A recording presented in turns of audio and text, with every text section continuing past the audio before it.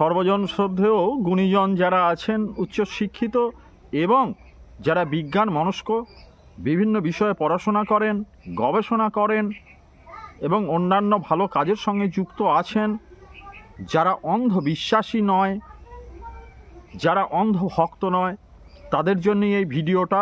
যদি ভালো লাগে পুরোটা দেখবেন, না হলে আপনাদের দেখার দরকার নেই, সিন করে চলে যাবেন। এটা আপনাদের সকলকে ভালো থাকার জন্যে আমি যে পরামর্শটা দিচ্ছি, প্রত্যেকেই এটা দেখতে পারেন। যদি ভালো লাগে আপনার পুরো পরিবারের সকলকে এটা শেয়ার করবেন।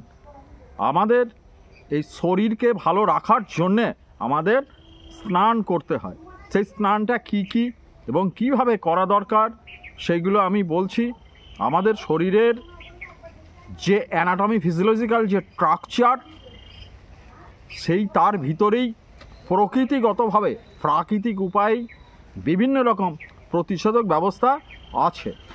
তাদেরকে সজীব রাখার জন্য, অর্থাৎ তারা যদি সজীব থাকে, আমাদের ব্যাকটেরিয়া, ব্যাসিলারি, কক্কাস ইত্যাদি থেকে, ভাইরাস ইত্যাদি থেকে বাঁচানোর উপায় আমাদের শরীরের মধ্যেই আছে। এর জন্য আমাদের স্নান করতে হয়। সেই স্নান কী স্নান আমাদের করা দরকার, কিভাবে আমরা ভালো থাকতে পারি, সুস্থ থাকতে পারি, চনমনে থাকতে পারি। যাদের প্রচণ্ড এনার্জি লস, তারা এটা করুন। যারা সারাদিন চনমনে থাকতে চান, স্কিন যারা ভালো রাখতে চান, হ্যাঁ, বার্ধক্য এড়ানোটা যাবে না, যেটা হচ্ছে এটা আপনাদের জেনেটিক কারণেই এই জিনিসগুলো হয়। এবং যারা অত্যাধিক অ্যালার্জির সমস্যায় ভোগেন, প্রমাণ করে দেখবেন সঙ্গে সঙ্গে কমে যাবে। সেই বিষয়গুলো আমি একটা একটা করে আলোচনা করছি। কিভাবে স্নান করবেন, কি স্নান করা দরকার আমাদের নিয়মিত, যখন সময় পাবো এই স্নানগুলো করার দরকার।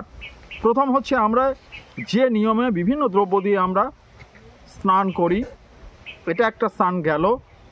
এর বাইরে যে স্নানগুলো আছে খুব মন দিয়ে শুনুন। যেটা হচ্ছে রৌদ্র স্নান বা সূর্য স্নান। সেটা কখন করবেন? সকাল 9টার মধ্যে একদম খালি গায়ে, যত অল্প বস্ত্র পরবেন, ফাঁকা জায়গায় সারা শরীরে রৌদ্র লাগান। এটা হলো রৌদ্র স্নান। এইবার আসি, পারলে একদিন মৃত্তিকা স্নান। মৃত্তিকা স্নান কীভাবে করতে হয়?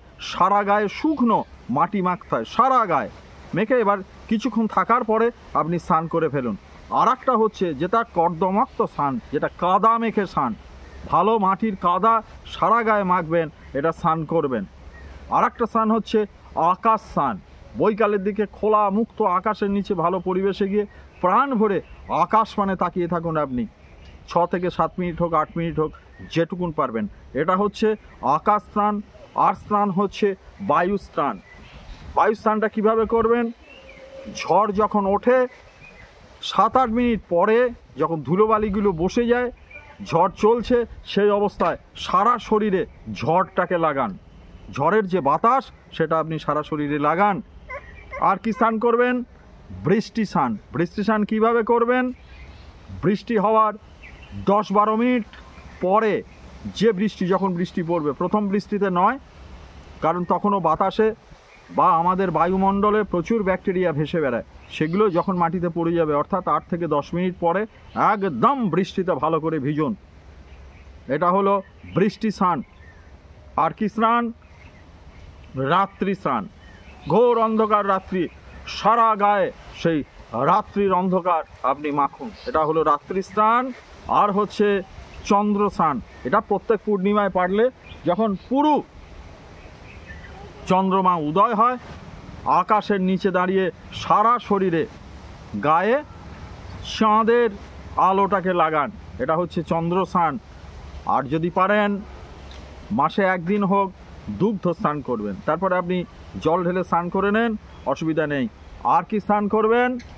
আর স্নান হচ্ছে স্রোতস্বিনী, নদীতে স্নান। সেটাও পারলে পলিমাটি মেখে করবেন। এই অপূর্ব স্নানগুলো আপনি যদি করেন, শরীর তরতাজা, চনমনে, নিরোগ ও সুস্থ থাকবে। এই ধরনের স্নানগুলো আপনাদের করা দরকার। সকলে ভালো থাকুন এবং এই ভিডিওটা সকলকে পারলে শেয়ার করুন, যারা প্রত্যেকে ভালো লাগবে। এটা আমার সম্পূর্ণ সমাজ সেবামূলক এই প্রচারটা। আমার শিষ্যভক্ত যারা উচ্চশিক্ষিত যারা আছেন, তাদের কথাতেই আমার এইভাবে আপনাদের সামনে আসা। আপনারা ভালো থাকুন, প্রত্যেককে জানান, বিনা কারণে কোনো তন্ত্র মন্ত্র গুণ বান ইত্যাদির চক্করে পড়বেন না, পয়সা বরবাদ করবেন না। সকলে সুস্থ থাকুন এই কামনা করি। নমস্কার।